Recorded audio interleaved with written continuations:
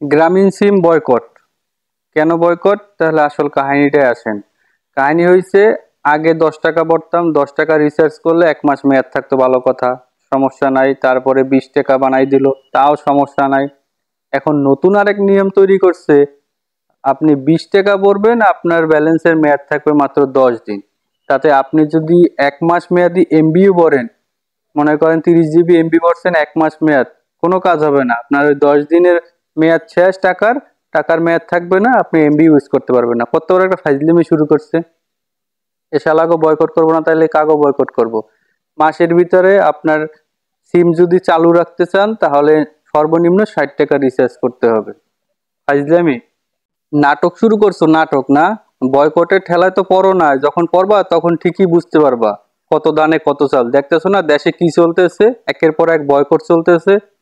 একবার যদি বয়কটের ভিতরে পড়ে যাও, টেরটা পাবা স্যারটা কত। তাই সময় থাকতে আগে শুধরাই যাও।